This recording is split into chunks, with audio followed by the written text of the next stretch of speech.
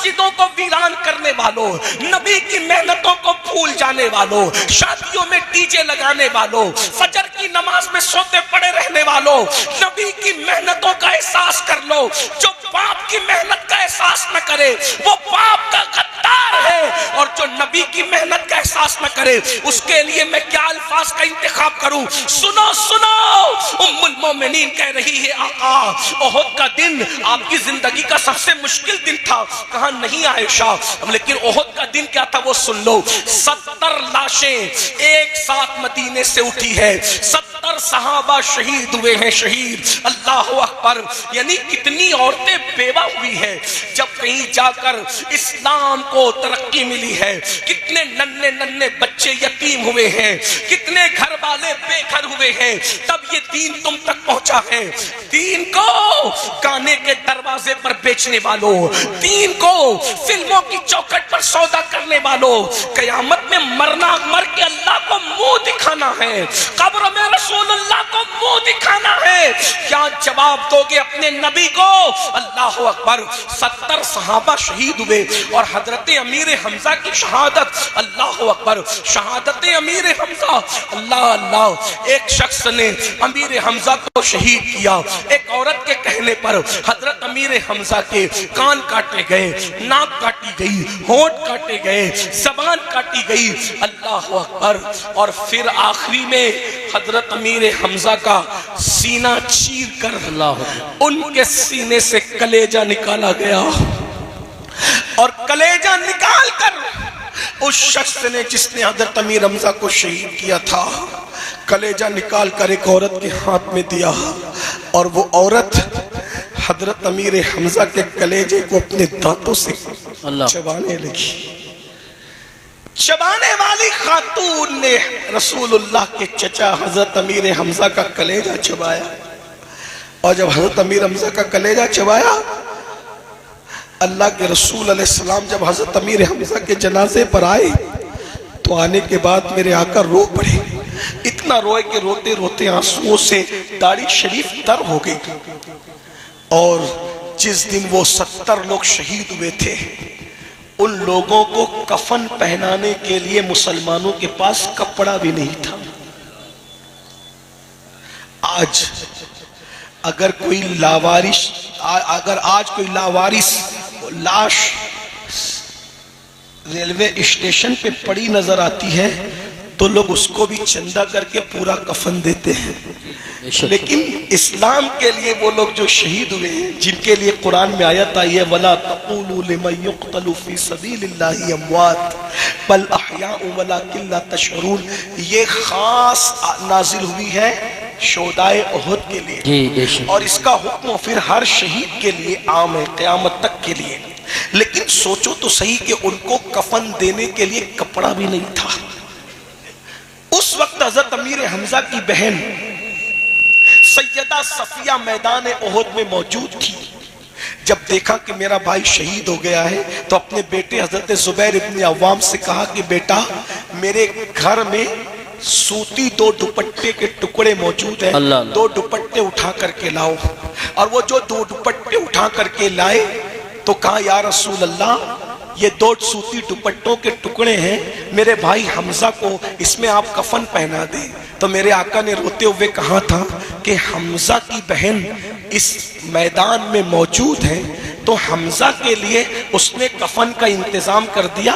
लेकिन मेरा एक और भी तो सहाबी है जिसे दुनिया मुसअब इब्न उमैर के नाम से जानती है, मुसअब के लिए कौन कफन का इंतजाम करेगा? तो उन्होंने कहा था, या रसूल अल्लाह, ये कपड़े आपके पास हैं, आप जिसको चाहे दे दे, हमजा की कोई कैद नहीं। तो मेरे आका ने फरमाया, एक हमजा के लिए, एक मुसअब इब्न उमैर के लिए। और उसके बाद फिर क्या हुआ? अल्लाह अकबर, जाने वाला गया और रोते हुए वापस आया।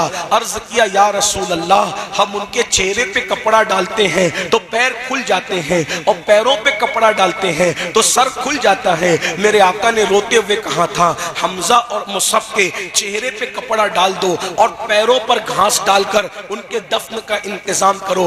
वही ओहद का दिन है जिसमें रसूलुल्लाह के दंदान शहीद हुए। वही ओहद का दिन है जिसमें रसूलुल्लाह के घुटनों को जख्मी किया गया, हुजूर के गालों को जख्मी जख्मी किया गया।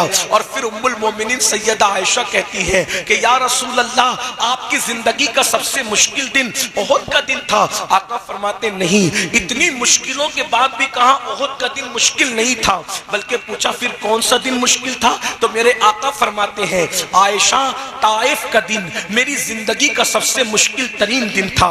जश्न मिलाद मुस्तफ़ा की महफिल सजाने वालों, ये ताइफ का दिन क्या दिन था? मेरे आका अलैहिस्सलातु व तस्लीम जब ताइफ में गए तो एक ही गुलाम साथ में था। अल्लाह के रसूल अलैहिस्सलातु व तस्लीम ताइफ वालों के घर घर जाते और उनको दीन की दावत देते, लेकिन किसी ने इस्लाम कबूल नहीं किया।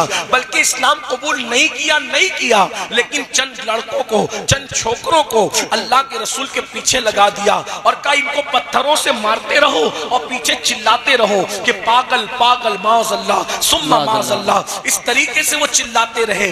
आका फरमाते हैं, आयशा, जिस वक्त वो मुझे मारते थे सर से लेकर पैर तक खून की फुहारें थी, पूरा वजूद खून से लहू लहान था, हत्ता के नालैन खून से भर गई। आका फरमाते हैं, बतकाज़े बशरियत जब अल्लाह के रसूल बैठ गए तो उन्होंने हुजूर को बैठने नहीं दिया, बल्कि दोनों हाथ पकड़ के हुजूर को खड़ा किया और खड़ा करने के बाद हुजूर की पिंडलियों पे उन्होंने पत्थर मारे। पिंडली समझते हैं? पिंडलियों पे पत्थर मारे। अब मैं तुमसे पूछता हूँ, इस तरह की मेहनत करने वाले रसूल जिन्होंने मेहनत करके दीन को हम तक पहुंचाया, आज हमारे पास दीन की अहमियत क्या है? आज हमारा नौजवान जलसे में तो कहता है कि गुलामी रसूल में मौत भी कबूल है, लेकिन जब फजर की नमाज की बात आती है तो बहुत सादगी से कहते हैं, मौलाना हमें नमाज का टाइम नहीं मिलता। बोलो, अगर बाप की मेहनतें सामने हो तो बड़ी से बड़ी मेहनत करने के लिए बेटा तैयार होता है कि नहीं होता? तो रसूल पाक की मेहनतों की कदर क्यों नहीं करते? क्या तुम ये सोचते हो कि आका ने चांद के 2 टुकड़े किए थे और पूरा मक्का मुसलमान हो गया था? चांद के टुकड़े करना हक है, सूरज को पलटाना हक है, दरख्तों को अपने पास बुलाना हक है, मगर याद रखो ये मोजज़ात देखकर जालिमों ने कहा था ये तो जादू है, लेकिन रसूल पाक की मेहनतें थी। उन मेहनतों की वजह से वो कलमा पढ़ के मुसलमान हुए थे। खालिद इब्ने वलीद कहते हैं, एक एक दरवाजे पर अल्लाह के रसूल दिन में 17 मर्तबा गए इस दीन के लिए। अल्लाह, महसूस कर सकते हो तो महसूस करो, एक एक दरवाजे पर अल्लाह के रसूल एक एक दिन में 17 मर्तबा गए। मक्के के कुफार ये प्लान बनाते थे, जब आज अल्लाह के रसूल आएंगे तो हम इतना हुजूर को सताएंगे कि दोबारा हुजूर नहीं आएंगे, लेकिन इतना सताया जाता था, आका फिर दोबारा तशरीफ लाते थे, फिर दोबारा उससे ज्यादा सताया जाता था। आका तीसरी मर्तबा आते थे, फिर तीसरी मर्तबा उससे ज्यादा सताया जाता था, हुजूर चौथी मर्तबा आते थे। खालिद इब्ने वलीद कहते हैं, 17 मर्तबा मेरे आका एक दिन में लोगों के घरों पर तशरीफ ले गए इस दीन के लिए। अब मुझे बताओ, हमारे नजदीक मजहब की अहमियत क्या है, दीन की अहमियत क्या है? अगर ट्रेन पकड़ना हो तो 5 बजे हमारी आंख खुल जाती है, लेकिन फजर की नमाज में जाना हो तो हमारी आंख नहीं खुलती। अब आपसे मैं पूछता हूँ, बताओ, जब कोई इतनी मेहनत करे, एक बच्चा होता है ना, बच्चा, अगर वो बच्चा घरौंदा बनाता है, उसके घरौंदे को तुम तोड़ो तो वो बच्चा रोता है, चीखता है, चिल्लाता है, हाय मेरी मेहनत, हाय मेरी मेहनत। अब आपसे पूछना चाहता हूँ, बच्चे का बनाया हुआ घरौंदा अगर तुम उसकी कद्र न करो तो वो रोता है। रसूलुल्लाह का कायम किया हुआ दीन, आज ये जो दीन की बहारें हैं, आज ये जो दीन में रानाइयां हैं, आज ये जो दीन का गुलशन हरा भरा है, अगर तुम इसकी कद्र नहीं करोगे तो इसकी तकलीफ किसको होगी? अल्लाह के रसूल को होगी, मुस्तफ़ा जाने रहमत को होगी। मेरे भाइयों, कितना अफसोस होता है ना, आज मुसलमान ज़िना की गंदी फिल्में रात के 3-3 बजे तक देखता है। क्या समझते हो, क्या अल्लाह के रसूल को इसकी खबर नहीं होती? हम किसी मर के मिट्टी में मिल जाने वाले का कलमा नहीं पढ़ते, हम तो उस नबी का कलमा पढ़ते हैं जो जिंदा है, हमारी जानों से ज्यादा करीब है। तू जिंदा है वल्लाह, तू जिंदा है वल्लाह। मेरी चश्मे आलम से छुप जाने वाले, मैं सबसे पूछता हूँ, अरे डिजिटल जो वो जुआ खेलने वालों, डिजिटल तौर पे जुआ खेलने वालों,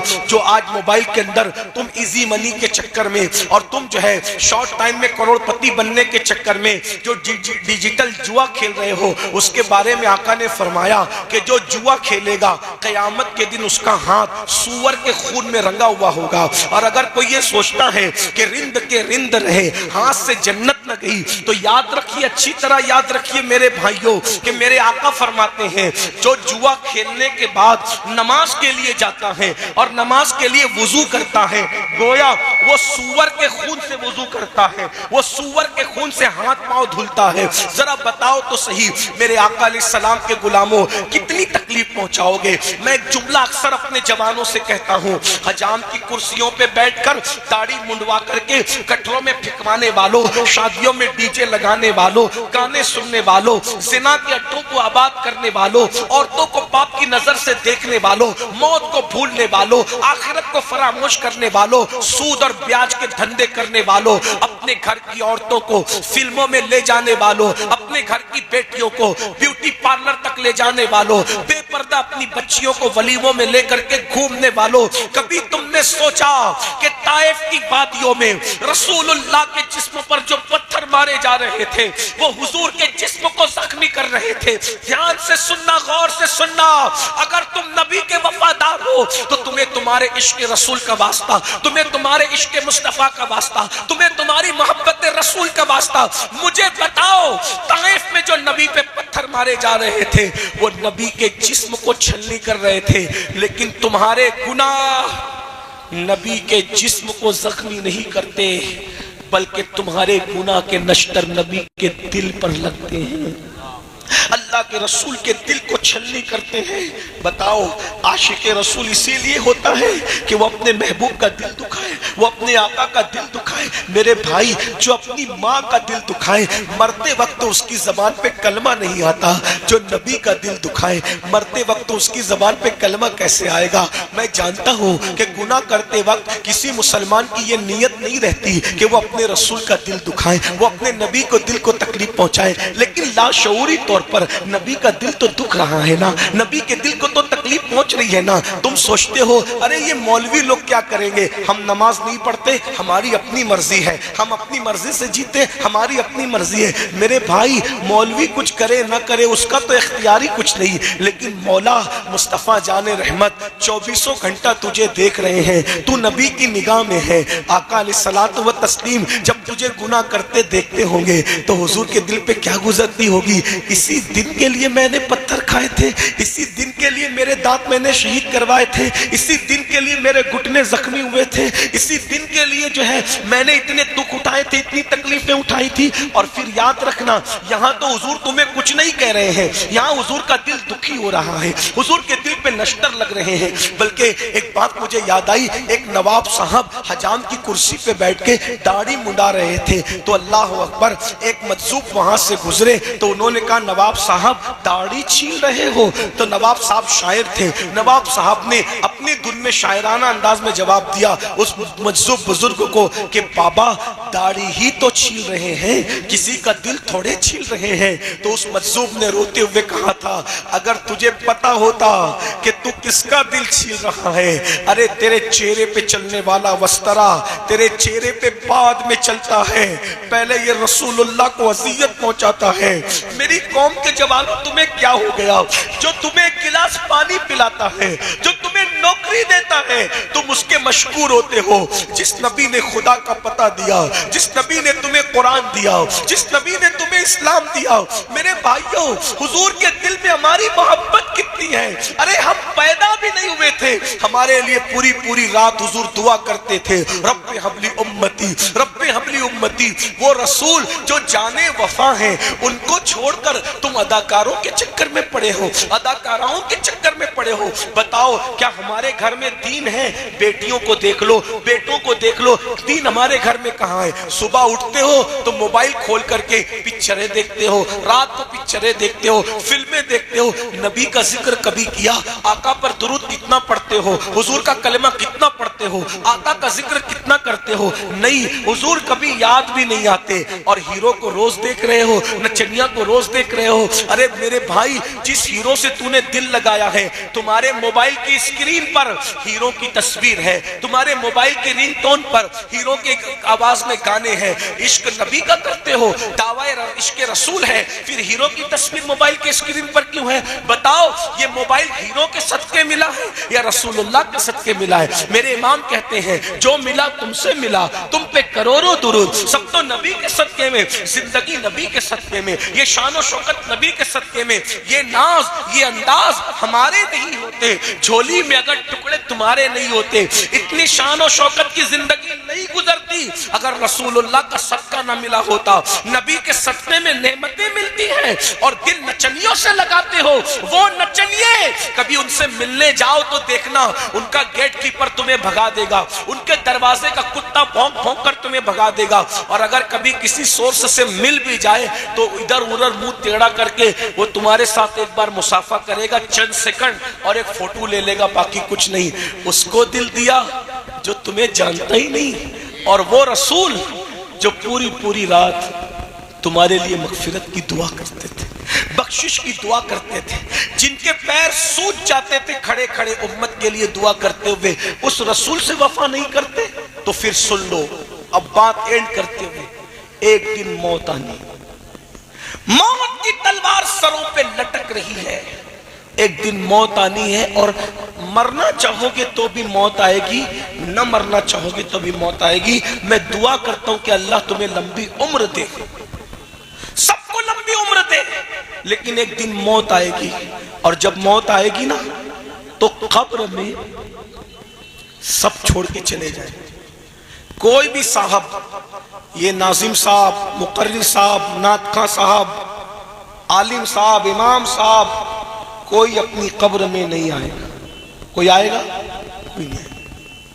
ये दुनिया बेवफा है, दुनिया से बड़ी बेवफा मैंने कोई चीज नहीं देखी। गालिब ने कहा था, हमने माना कि तगाफुल न करोगे, लेकिन खाक हो जाएंगे हम तुमको खबर होने तक। मेरे भाई, जिनके साथ 3-3 घंटे बैठते हो, 10 मिनट नमाज का टाइम, नमाज के लिए टाइम नहीं निकालते, जिनके साथ 3-3 घंटे बैठते हो, तुम्हारी मैयत के बाद ये तुम्हारे जनाजों में नहीं आएंगे। लोग जनाजे में नहीं आते, ये तुम्हारे लिए जीते जी दुआ नहीं करते, तो मरने के बाद ये तुम्हारे लिए क्या दुआ करेंगे? कब्र में कोई नहीं आएगा, सब मनो मिट्टी के नीचे दबा करके चले जाएंगे। बस इतना याद रख लो, सब मनो मिट्टी के नीचे दबा करके चले जाएंगे, कोई नहीं आएगा। बहुत माफी के साथ, किस किस से दिल लगाया? जीते जी तो जो तुम्हें फोन नहीं करते, मरने के बाद वो क्या काम आएंगे कब्र में? ये बेवफा दुनिया है, बहुत बेवफा।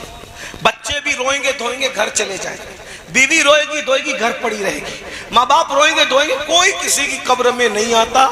और कब्र वो जगह है, अल्लाह के रसूल फरमाते हैं, इतना अंधेरा है कब्र में कि एक हाथ को दूसरा हाथ सुझाई नहीं देता। मुर्दा जाने वालों को हसरत से देखता और कहता है, सब मुझे छोड़ के जा रहे हो, सब मुझे छोड़ के जा रहे हो, सब मुझे छोड़ के जा रहे हो।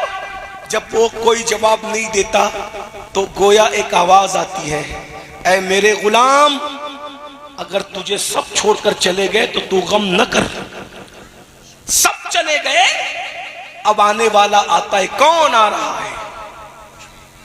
सब ने तेरे साथ बेवफाई की, जाने वफा तेरे पास आता है।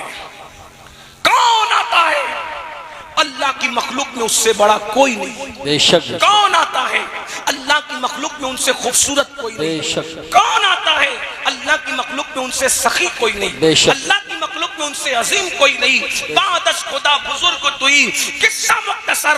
अरे कौन आता है? तो मेरे इमाम कहते हैं, कब्र में लहराएंगे ताहज्र चश्मे नूर के, जलवा फरमा होगी जब तलअत रसूलुल्लाह की, हुजूर की आमद होगी, आका कब्र में तशरीफ लाएंगे। अब कब्र में आएंगे तो आप सब खुश हो गए ना?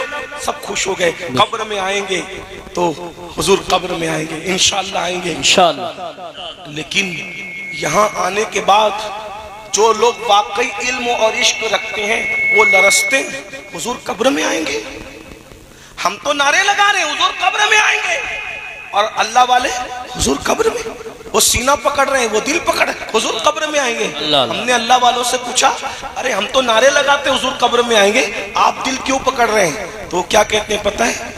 हम हुजूर का सामना कैसे? अल्लाह, अगर बेटा जिना करते हुए पकड़ा जाए तो वो अपने बाप का सामना करता है? नहीं। बेटा चोरी करते हुए पकड़ा जाए और बाप को मालूम है मेरा बेटा चोरी करके आए, वो अपने बाप का सामना कर पाता है? नहीं। अब मुसलमानों, बस मैं अपनी गुफ्तगू तमाम कर रहा हूँ इसी दर्द दिल पे आपसे पूछता हूँ, अगर बाप को मालूम हो कि मेरा बेटा जानी है, शराबी है, चोर है, डाकू है, तो क्या बेटा अपने बाप के सामने मुंह दिखाने के काबिल रहता है? और अगर बाप के सामने आ जाए तो बाप क्या करता है? मुंह फेरता है कि नहीं फेरता? बाप बिला तमसील कब्र में हुजूर आए, हुजूर आए, हुजूर आए। सब छोड़ के चले गए थे, इमाम साहब भी, मौलाना साहब भी, मुकर्रिर साहब भी, सैयद साहब भी, सब छोड़ के चले गए थे।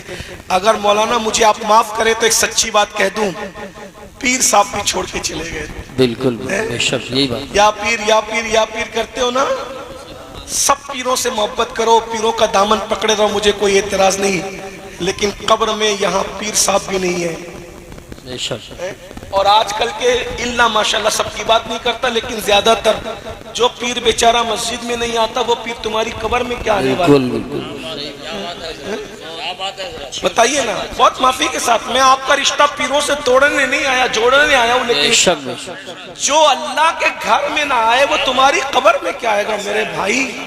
जो औरतों से पैर दबाए वो खुद जहन्नम का ईंधन बनेगा मेरे भाई, वो क्या आएगा मेरे भाई? खुदा के लिए अपने आप पे रहम कर लो। तुमने बेवफा लोगों से दिल तो लगा लिया, लेकिन जाने वफा से वफादारी कब करोगे? मैं कहता हूँ सब सिलसिले में मुरीद हुए, नबी की वफा के सिलसिले में भी कभी मुरीद हो जाओ। अल्लाह अकबर। ये नबी की वफादारी हमारे अंदर कहाँ है मेरे भाई? बता तो सही। अल्लाह अकबर। मैं खुदा का वास्ता देकर, तुम्हारे इश्क रसूल का वास्ता देकर तुमसे कहता हूँ, जब सब कब्र में से चले गए, मिट्टी मुंह पे डालकर अमीनुल कादरी भी गया, ये भी गया, वो भी गया, वो भी सब गया, तो कौन आया? कब्र में हुजूर आए।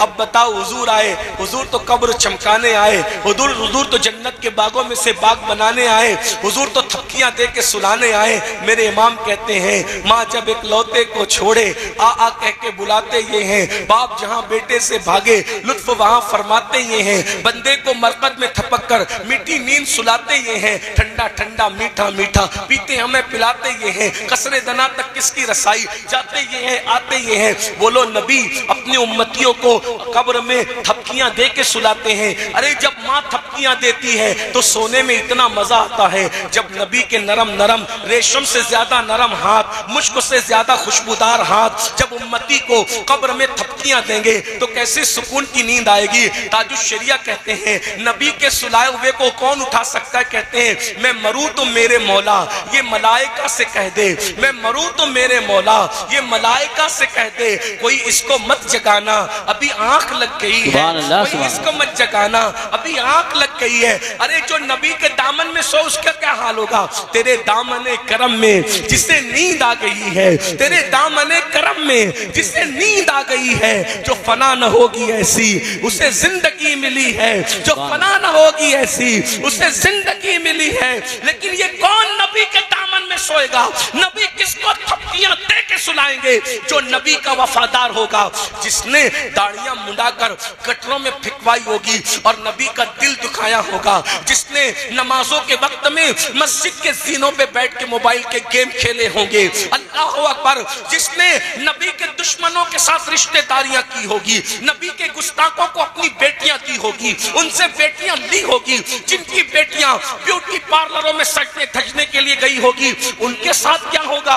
क्या उनको भी नबी थपकियां दे के सुलाएंगे? मैं उनको नबी का गद्दार तो नहीं कह रहा हूं, लेकिन याद रखो, गौर से सुन लो, नबी कब्र में आए, तसव्वुर करो, बाप चला गया, भाई चला गया, माँ छूट गई, बच्चे छूट गए, सब छूट गए, किसका सहारा था? बोलो किसका सहारा था? हुजूर का सहारा। अब हुजूर कब्र में आए और आपको और हमें देखा, अल्लाह न करे, अल्लाह न करे, हजार बार न करे, अल्लाह किसी दुश्मन को भी वो दिल न दिखाए, अल्लाह किसी दुश्मन को भी वो दिन न दिखाए, किसका सहारा रह गया? ऐ बेकसों के आका अब तेरी दुहाई, सिर्फ हुजूर का सहारा है, बाकी सब सहारे छूट गए।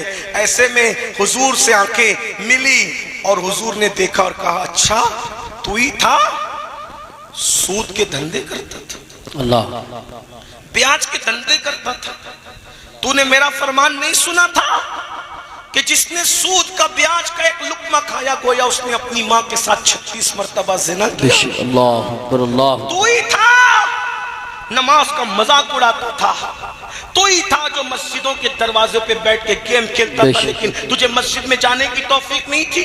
तू ही था जो ओवर स्मार्ट बनने के लिए चेहरे से दाढ़ियां मुड़ा मुड़ा कर गटरों में फेंकवाता था। तू ही था जिसने शरीयत को पीठ के पीछे डाल रखा था। और ऐसे में हुजूर जलाल में आए, गुस्से में आए, अल्लाह ना करे, अल्लाह ना करे गजब से उनके खुदा बचाए, जलाल बारी हिताब में है। अल्लाह अकबर, हुजूर जलाल में आ जाए, गुस्से में आ जाए और मुंह फेर कर, चेहरा फेर कर, रुख अनवर फेर कर तेरी कब्र से जलाल में गुस्से में वापस चले जाएं। मुझे बताओ मेरे भाई, बस इतनी बात मैं तुम्हें इतनी दूर से कहने के लिए आया था, अगर अल्लाह न करे हुजूर चेहरा फेर लें तो फिर दुनिया में और आखिरत में मुझे और आपको कौन बचाएगा? अपने आप पे रहम कर लो, 10 मिनट का टाइम मस्जिद के लिए निकाल लो, नमाज के लिए 10 मिनट का टाइम निकाल लो। आशिकों ने तो पहली रात की दुल्हन छोड़ करके शहादत को कबूल किया और हम लोग नींद छोड़कर 10 मिनट की नींद कुर्बान करके मस्जिद में नहीं आ सकते। नारे तकबीर, नारे नहीं छोड़ सकते, नारे गौसियत, नशा नहीं छोड़ सकते, बदनिगाही नहीं छोड़ सकते। ये मेरी माएं और बहनें बैठी है, बीमारी से बचने के लिए लोग मुंह छुपा सकते हैं, कोविड से बचने के लिए, और हुजूर की खुशी के लिए औरतें पर्दा नहीं कर सकती, नहीं कर सकती पर्दा। सैयदा फातिमा ज़हरा के पर्दे का आलम यह है कि उनके दुपट्टे को कभी चांद और सूरज ना देखे, और हमारा हाल क्या हो गया।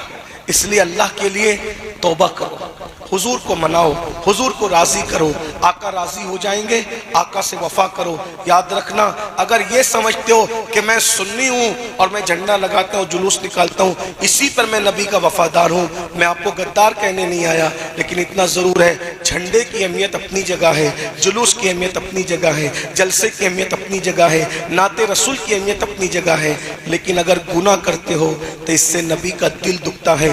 अब आपके ऊपर है, आप नबी को खुश करना चाहते हो या नबी का दिल दुखाना चाहते हो। मेरे भाई, जो माँ का दिल दुखाए जब मरते वक्त तो उसको कलमा नसीब नहीं होता, तो जो नबी का इतनी बार दिल दुखाए मरते वक्त तो उसकी ज़बान पे कलमा कैसे आएगा? इसलिए आज ले उनकी पनाह, आज मदद मांग उनसे, फिर न मानेंगे क़यामत में। अगर मान गया, अगर हुजूर नाराज हो गए, दुनिया भी बर्बाद है, आखिरत भी बर्बाद है। मेरी माएँ और बहनें मौजूद है, उनसे भी कहता हूँ, नमाज के लिए वक्त निकालो, नमाज के लिए टाइम निकालो और अपने बच्चों को इल्म से रोशनास कराओ, बच्चों को तालीम दो, अच्छी तालीम दो। कम से कम एक एक घर में एक आलिम, एक हाफिज होना ज़रूरी है। डॉक्टर बनाओ, इंजीनियर बनाओ, टीचर बनाओ, एडवोकेट बनाओ, तालीम पे मेहनत करो। आज मुसलमान क्या कहते हैं, हमारे पास तालीम के लिए पैसे नहीं है, तालीम महंगी हो गई है। मैंने कहा भाई, जूते भी महंगे हो गए, कपड़े भी महंगे हो गए, मोबाइल का रिचार्ज भी महंगा हो गया,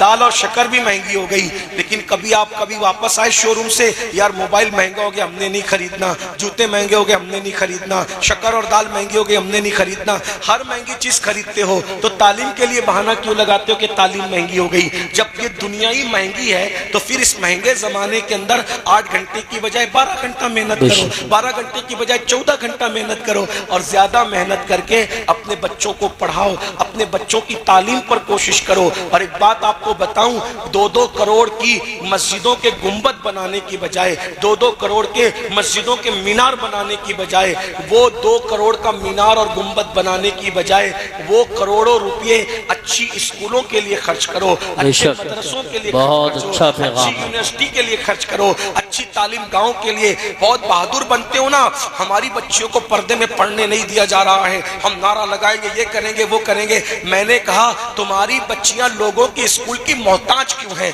अरे तुम अपने शहर में, अपने मोहल्ले में खुद इस्लामिक स्कूल कायम करो, अंग्रेजी तालीम हो और इश्क़ रसूल के माहौल में, पर्दे के माहौल में हम अपनी बच्चियों को खुद पढ़ाएं। मेरे भाइयों, मुसलमानों के पास पैसा कम नहीं है, मगर मुसलमान पैसा कहाँ खर्चा कर रहा है? उर्स में खर्चा कर रहा है, जलसे में खर्चा कर रहा है, डीजे में खर्चा कर रहा है, जुलूस में पटाखे फोड़ करके खर्चा कर रहा है। मेरे भाई, मैं तुझे मना नहीं कर रहा उर्स का, उर्स कर, लेकिन वैसा कर जैसे गरीब नवाज करते थे, ख्वाजा उस्मान हरवनी का, बाबा कुतुबुद्दीन करते थे गरीब नवाज का, बाबा फरीद करते थे बाबा कुतुब का, बाबा निजामुद्दीन करते थे बाबा फरीद का।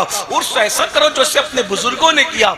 ये क्या, हम लोग 1-1, 2-2 लाख रुपया सिर्फ चादर में, घाघर में खर्चा कर देते हैं। अरे चादर चढ़ाओ, 1000 की चढ़ाओ, 99,000 बचाकर किसी अच्छे स्कूल में लगा दो, किसी अच्छे मदरसे में लगा दो। कुछ यतीम बच्चे जो ड्रॉप आउट होना चाहते हैं, फीस नहीं भर सकते, वो अपने पीर के नाम से फीस भर के किसी बच्चे को डॉक्टर बना दो, इंजीनियर बना दो, एडवोकेट बना दो। जहां खर्चा करना है वहां नहीं करते, और जहां नहीं करना है वहां करते हो। पैसा बहुत मेहनत से आता है, अपने पैसों को बर्बाद न करो। ये बातें लोगों को बुरी लगती है, लाख बुरी लगे, हम तो मिजाज ये रखते हैं, जो पिया को भाई अख्तर वो सुहाना राग है, जिससे ना खुश है पिया वो रागनी अच्छी नहीं। हम मरासिम अहले सुन्नत के मुखालिफ नहीं है, लेकिन मरासिम अहले सुन्नत में जो तुमने खुराफात और बिदात शामिल कर दिए हैं, हम उसके मुखालिफ हैं, हम उसको बोलते रहेंगे। यहाँ कितने सेठ लोग होंगे, मालदार लोग होंगे, जो उर्स में कव्वालों पर लाखों रुपया ऐसे लुटा देते हैं। मैं कहता हूँ मेरे भाई, मैं जायज नाजायज की बहस में अभी नहीं जाता, इतना कहता हूँ वो जो लुटाते हो ना, उसमें किसी बेवा के सर पे दुपट्टा डाल दो। वो जो लुटाते हो ना, किसी यतीम की स्कूल की फीस भर दो। खुदा के लिए जरा ये सारे काम करो ताकि पीर की रूह भी खुश हो, रसूलुल्लाह भी हमसे खुश हो, खुदा भी हमसे राजी हो। वगरना अपनी मर्जी से जियोगे तो फिर अपनी मर्जी है। कुरान कहता है इन्ना बत्शा रब्बिका लशदीद, तेरे रब की पकड़ बड़ी सख्त है। इसलिए अगर राजी करना है, अल्लाह रसूल को राजी करो, दीन पर अमल करो। और एक बात का हमेशा ख्याल रखना, मेरा उठने वाला कदम मेरे नबी को खुश करेगा या नाराज करेगा, इसके साथ जिंदगी जियो। कुरान कहता है वल्लाहु व रसूलुहु अल्लाह और उसका रसूल इस बात के ज्यादा हकदार हैं कि उनको राजी किया जाए। और मेरे इमाम ने तो फिर पैगाम दे दिया, उन्हें जाना, उन्हें माना, न रखा गैर से काम। लिल्लाहिल हम्द, मैं दुनिया से मुसलमान गया। मुसलमानों, जो बात मैं कर रहा हूँ ये तकरीर नहीं बल्कि ये दिल की आवाज है। अगर ये बात तुमने समझ लिया तो तुम अपने मुकद्दर पे रश्क करोगे। कोई सिकंदर और किसी की कोई औकात नहीं है तुम्हारे सामने। मेरी बहनों की भी तवज्जो चाहता हूँ। 16 साल मेहनत करके जिसने जंगलों बियाबान में घास फूस पर सोया और आधी से ज्यादा दुनिया फतेह की, जब जनाजे में गया तो खाली हाथ गया और उसको क्या मिला? आधी से ज्यादा दुनिया की हुकूमत मिली और हाथ खाली गया। लेकिन सुन्नियो, उसको आधी से ज्यादा दुनिया मिली है और तुम्हें अल्लाह का महबूब मिला है, तुम्हें मालिक कौनैन मिला है, तुम्हें मुस्तफा जाने रहमत मिले हैं।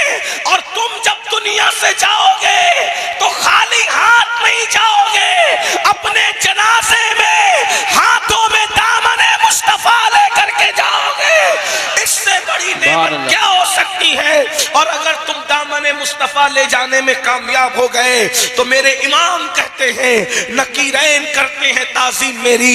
अरे ये इंसान क्या इंसान, फरिश्ते भी तुम्हारी ताजीम करेंगे। नकीरैन करते हैं ताजीम मेरी, फिदा होके तुझ पे ये इज्जत मिली है। किस बुनियाद पर? तुम्हारे हाथों में दामने मुस्तफा अगर रह गया, जनाजे में तुम दामने मुस्तफा ले गए, फरिश्ते तुम्हारी ताजीम करेंगे, तुम्हारी कब्र जन्नत के बागों में से बाग बन जाएगी। अगर उलमा बैठे हुए हैं पीछे तो मैं उनकी तवज्जो चाहता हूं दुआ लेने के लिए।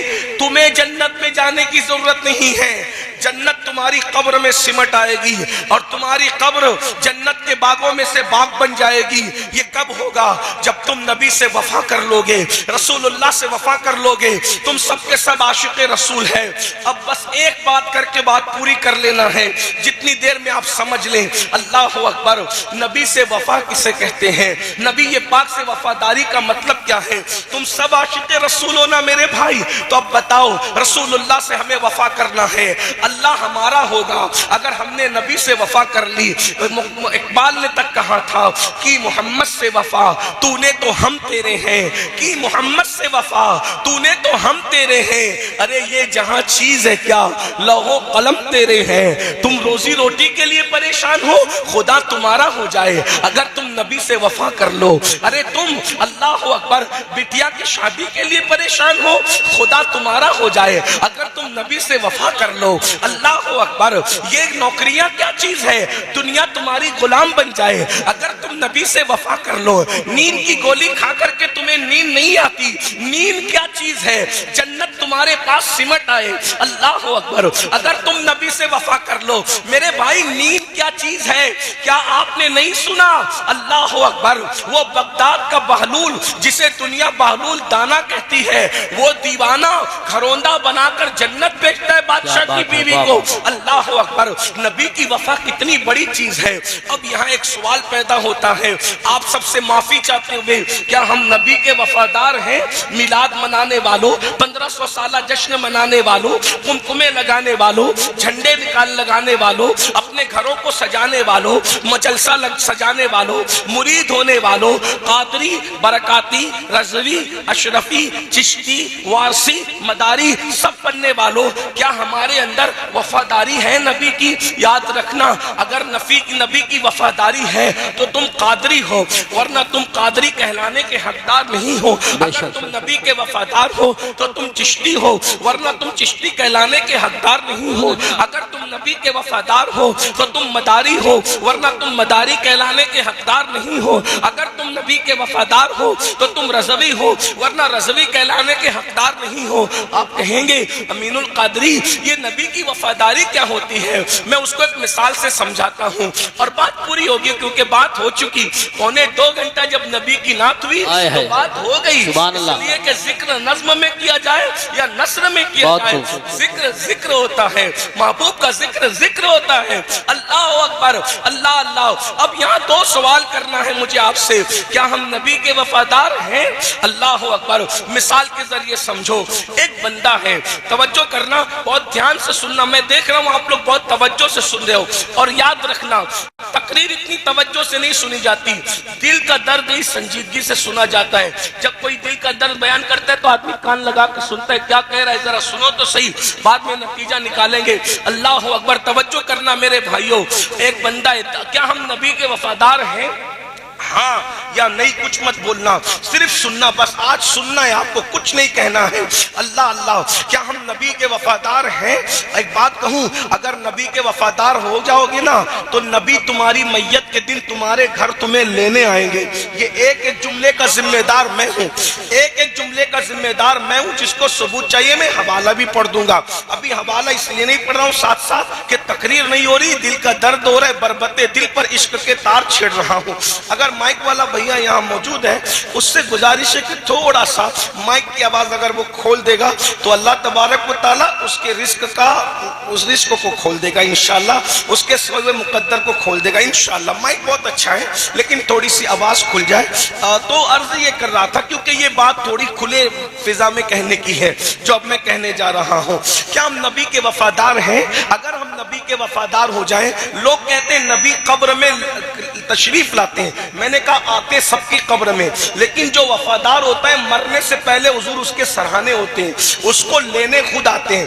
अब बताओ जिसको लेने रसूलुल्लाह आए उसको कब्र का खौफ क्या है? बल्कि मैं तो कहता हूँ यूसुफ अलैहिस्सलाम को देखें तो उंगलियां कटने का दर्द ना हो, जाने यूसुफ सामने हो तो रूह निकलने का मजा क्या होगा। मेरे इमाम कहते हैं जान तो जाते ही जाएगी कयामत ये है, जान तो जाते ही जाएगी कयामत ये है। अब यहाँ मरने पे ठहरा है नजारा तेरा, अब यहाँ मरने पे ठहरा है नजारा तेरा। गौर कीजिएगा, जो नबी के वफादार होते हैं, नबी उनको लेने तक आते हैं, अल्लाह अकबर। फिर कब्र में उसको बाद में उतारा जाता है, पहले रसूलुल्लाह उसकी कब्र में खुद तशरीफ लाते हैं, उसके उतरने से पहले हुजूर आते हैं उसको सहारा देने के लिए। कोई वफादार होकर तो देखे, बस इतनी सी बात है। तो क्या हम नबी के वफादार हैं? हजारों लोग सरे शाम से लेकर अभी रात निस्फ गुजर चुकी, रात की सिया जुल्फें उसके कमर से नीचे ढलक कर घुटनों की तरफ बढ़ रही है। ऐसे में आप यहाँ इश्क रसूल में बैठे हुए इतनी गर्मी में सुन रहे हो, क्या हम नबी के वफादार हैं? मैं कोई फतवा देने नहीं आया, लेकिन अपने आप से पूछो, दिल सबसे बड़ा मुफ्ती होता है। क्या हम नबी के वफादार हैं या नबी पे जुल्म करने वाले हैं? नबी पे जुल्म करने वाले हो या नबी से वफा करने वाले हो? नबी से जफा करने वाले हो या नबी से वफा करने वाले हो? क्या हम नबी के वफादार हैं? बस इतनी सी बात है। अब आपसे पूछता हूं, एक शख्स है, एक शख्स एक देहात में रहता है, देहात में रहता है, उसके घर में फाका कशी है, फाके पे फाका है, फाके पे फाका है। वो शख्स जो है, आपके ये गांव का नाम क्या है? आपके जंतीरा, जंतीरा से निकला और निकलने के बाद दिल्ली गया, दिल्ली गया, जगह जगह जाता है, घर घर जाके कहता है, मुझे नौकरी दे सकते हो, मेरे बच्चे फाके से हैं, मुझे नौकरी दे सकते हो, मेरे बच्चे फाके से हैं, मेरी बीवी के दुपट्टा फट गया है, उसको पहनने के लिए कपड़े नहीं है। मुझे घर घर जाता है और घर घर जाता है और धक्के खाता है। और गौर से सुनना, घर घर जाता है, धक्के खाता है, घर घर जाता है, धक्के खाता है। ऐसे में फिर उसको नौकरी मिलती है, वो मेहनत करता है, मेहनत करके खूब माल कमाता है। और जब माल कमाता है तो दिल्ली में उसका बहुत बड़े पौश इलाके के अंदर एक महल बन जाता है। उसके दो बेटे होते हैं, एक बेटा उसकी कमाई हुई दौलत को निकालता है और निकाल के ले जाकर जिना के अड्डे पे ले जाकर के खर्च करता है। वो रकम को निकालता है, निकाल कर उसकी सिगरेट पीता है, उसके पटाखे फोड़ता है, उसके डीजे लगाता है, नचनियों पे खर्च करता है, मुजरों पे खर्च करता है, गानों पे खर्च करता है। एक बेटा ऐसा है। दूसरा बेटा कहता है, नहीं नहीं, मेरे बाप ने बहुत मेहनत से कमाया है, मेरे बाप का पसीना माथे से जो है वो पैर तक आया है, तब कहीं जाकर ये बिल्डिंग बनी है, तब कहीं जाकर ये बंगला बना है, तब कहीं जाकर ये माल आया है। मैं अपने बाप की दौलत को आग नहीं लगाऊंगा, इसकी हिफाजत करूंगा, इसमें बढ़ोतरी करूंगा। अब मुझे बताओ, दोनों में बाप का गद्दार कौन है और बाप का वफादार कौन है? बाप पर जुल्म करने वाला कौन है और बाप का गद्दार कौन है और बाप का वफादार कौन है? बोलो, आप क्या जवाब दोगे? अब जवाब देने का वक्त आया। बोलो, दोनों भाइयों के अंदर कौन वफादार है? बोलो, कौन वफादार है? बात समझ में आई तो अब जवाब दो। कौन वफादार है दोनों भाइयों में? जो बाप की दौलत का ख्याल करता है, जो बाप की मेहनत का ख्याल करता है। यही है, मैं सही कह रहा हूँ? बोलो भाई, सही कह रहा हूँ? आवाज आपकी नहीं आ रही, कोई बात नहीं, लेकिन आप मेरी बात का तायीद करें। बोलो, जो बाप की मेहनत का एहसास करे वो वफादार है, या जो बाप की मेहनत का एहसास न करे वो वफादार है? दोनों में वफादार कौन है? आखिरी तक बोलो, कौन है वफादार? आप जवाब देंगे सब। कौन वफादार है? जो बाप की, जाहिर सी बात है आपके पास माइक नहीं है, लेकिन अगर आप जवाब देंगे तो यहां तक आवाज आएगी। सब मिलके बोलो, बोलो, बाप का वफादार कौन है? जो बाप की मेहनत का ख्याल करता है। और जो बाप की मेहनत को ख्याल नहीं करता वो बाप पर जुल्म करता है, बाप का गद्दार है तो बाप ही का बेटा मगर गद्दार है। अगर इतनी बात तुम्हारे समझ में आ गई, सब समझ गए, इसको यहीं छोड़ दो। इस मिसाल को मिलाने के लिए नहीं कहा, समझाने के लिए कहा। अब बताओ, तुम्हारा बाप दर दर भटकता है, तब जाकर के दौलत आती है। अब बिला तमसील, बिला तमसील, बिला तमसील, करोड़ों बार बिला तमसील नबी जमीन पर क्यों आए? कुरान कहता है, हुवल्लज़ी अरसल रसूलहु बिल हुदा व दीनिल हक़ लियुज़हिरहु अलद्दीन कुल्ली वलौ करिहल मुशरिकून। ये वो अल्लाह है, बल्कि वो है, वो वही है जिसने दीन हक़ के साथ अपने अपने रसूल को भेजा। और रसूल क्यों आए? लियुज़हिरहु अला दीन कुल्ली, ताकि दीन हक गालिब आ जाए, दीन हक को गलबा नसीब हो जाए। यानी मेरे और तुम्हारे रसूल ने इस दीन को, ये जो छोटा सा देहात है जिसका नाम भी मुझे याद नहीं रह पा रहा है, इस छोटे से देहात में अगर नमाज पहुंची है, अगर कुरान पहुंचा है, अगर इस्लाम पहुंचा है, तो ये मेरे नबी की मेहनतों का नतीजा है। अरे बाप की मेहनतों को याद रखने वालों, तुम्हें रसूल पाक की मेहनत याद है? आइए थोड़ा सा उसको याद कर लो और फिर कहो कि क्या हम नबी के वफादार हैं। लोगों, अल्लाह अकबर, बाप का पसीना सर से पैर तक आता है तो तुम्हारा बंगला बनता है, बाप का पसीना सर से पैर तक आता है तो तुम्हारी दौलत इकट्ठा होती है। लेकिन नबी का पसीना पैर तक नहीं आया, बल्कि नबी का खून था जो पेशानी से निकला और उससे नालैन भर गई। यानी दीन के लिए नबी ये पाक की मेहनत कितनी है, उस मेहनत को कभी याद किया है? अल्लाह की इज्जत की कसम, मेरी बहनों की भी तवज्जो चाहता हूँ। ब्यूटी पार्लरों में जाने वाली मेरी बहनों, थोड़ा तसव्वुर तो करो। अल्लाह अकबर, इस दीन को दुनिया में पहुंचाने के लिए नबी ने कितनी मेहनत की है, रसूल पाक ने कितनी मेहनत की है। हुजूर की मेहनतों का आलम क्या है? अल्लाह अकबर, बस इसको समझ लो। क्या हम नबी से वफा कर रहे हैं?